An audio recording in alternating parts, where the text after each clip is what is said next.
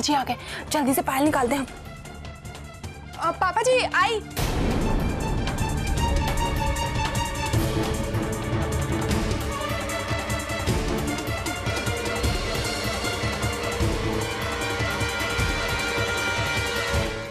हाँ पुत्र। जी पापा जी। ये शन्नो कुछ कह रही है। क्या कह रही है?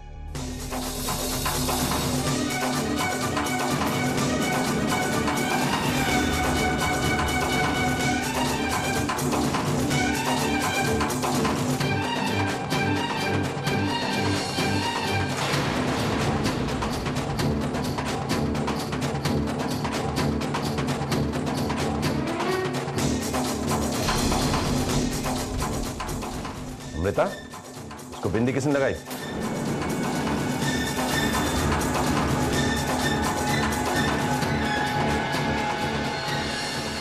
ओए,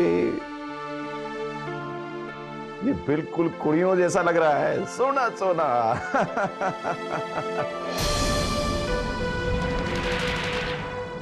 लेकिन पापा जी, हाँ, रविंदर में तो कुड़ियों जैसी कोई बात नहीं होनी चाहिए ना?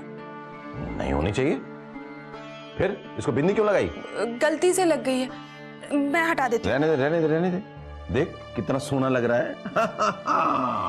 आज के दिन लगे रहने दे।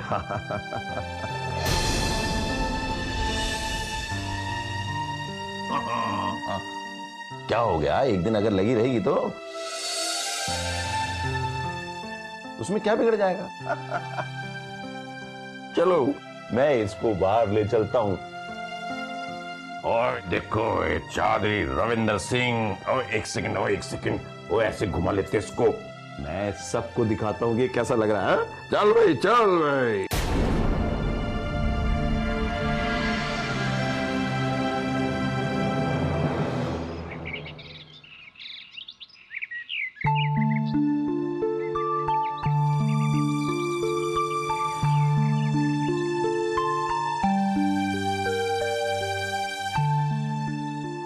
इंस्पेक्टर साहब, बल्लू का कुछ पता चला?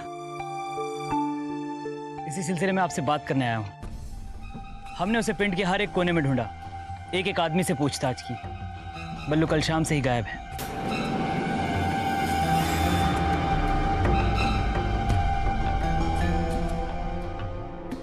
इंस्पेक्टर साहब, ऐसा भी तो हो सकता है कि वो अस्पताल गया हो। हॉस्पिटल में? क्यों? क्या आप नहीं जानते कि उसका बेटा बीमार है? बेटा? उसका तो कोई बेटा ही नहीं है, फिर बीमार कैसे पड़ेगा?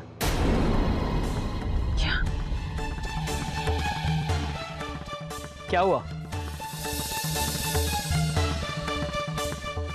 इंस्पेक्टर साहब, क्या वो आपसे पूछकर हमारे घर पर नहीं आया था? वो आपके घर आया था, लेकिन क्यों?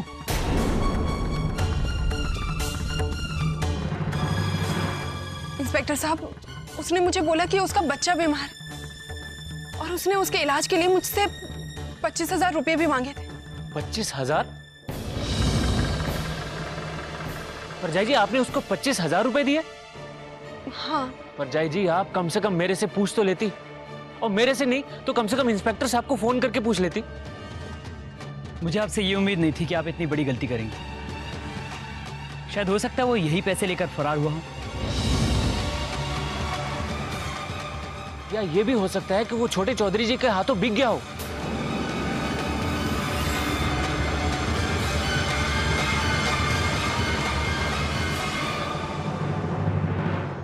हाँ, अब हमें शमशेर को रंगे हाथों पकड़ना होगा। वो हमारे हाथ से बार बार इसलिए बच जाता है क्योंकि हम जुर्म होने के बाद उसे पकड़ने की कोशिश करते हैं और आगे के पूरे सबूत मिटाता हो जाता है। लेकिन अब हम उसे उस वक्त पकड़ेंगे जिस वक्त वो जुर्म कर रहा होगा।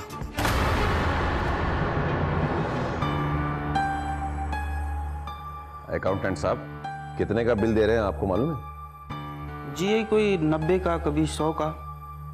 कब से?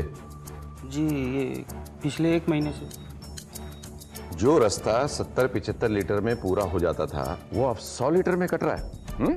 मुझे पहले क्यों नहीं बताया तुमने? चौधरी साहब, मैं आपसे मिलकर यही बात बताने वाला था। अजीत, इतनी बड़ी बात हो गई तुमने मुझे बताया क्यों नहीं? चेक क्यों नहीं किया? राजीव, मैं तो नया हूं। ये काम ना तो जसवीर ने मुझे समझाया है और ना मैंने किया है। तुम्हें कंपनी के फायदे नुकसान की कोई चिंता नहीं? पापा जी, मैंने फूफड़ जी के काम में दखल देना ठीक नहीं समझा। तुम लोग मेरे साथ चिड़ी छक्के का खेल क्यों खेल रहे हो? तुम इसका नाम लेते हो और तुम इसका नाम लेते हो। जसवीर, कंपनी में सीनियर कौन है? तुम हो ना?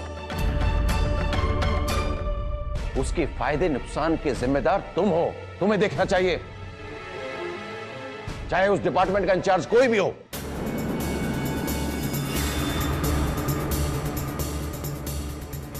हाँ जसवीर प्राची, पापा जी बिल्कुल ठीक कह रहे हैं। आपको काम में ध्यान देना चाहिए था। लेकिन परजाई जी, मैंने बोला ना कि फूफड़ जी को कुछ भी बात समझाना या उनको बताना मुझे ठीक नहीं लगा। जसवीर प्राची, रिश्तेदारी घर में होती है, बिजनेस में नहीं। और फूफा जी, आपको भी तो ध्यान देना चाहिए था ना।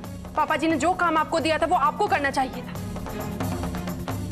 अमृता, तुम घर में सबसे छोटी हो, लेकिन बात तो ऐसे करती हो जैसे सबकी माँ हो। अपने से बड़ों से जरा तमीज से बात किया करो। चन्नो, चुप कर। मैंने एक छोटी सी गलती क्या निकाल दी? सब अपनी अपनी बातें बोलने लगे। कोई किसी की दबाव लेने से सब लोग।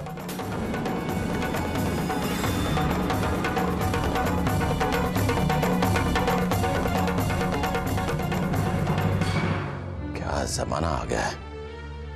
एक छोटी सी बात मैंने क्या कह दी, सब लोग। पापा जी, आप बैठिए, आराम कीजिए। बेटा, कैसे आराम करूं? अगर मैं आराम करने लगा तो काम कौन करेगा? आपकी बेटी अमृता। ओए पुत्र, वो ठीक है, मगर ये बता कि तेरा काम कौन करेगा? हमारा पोता रविंदर, वो सबसे बड़ी जिम्मेदारी है तेरी।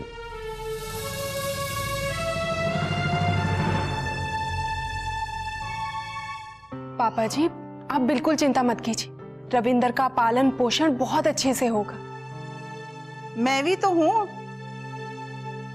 मैं पालूंगी रविंदर को। और बेबे, जब आप संभाल सकती हैं तो मैं भी संभाल सकता हूं।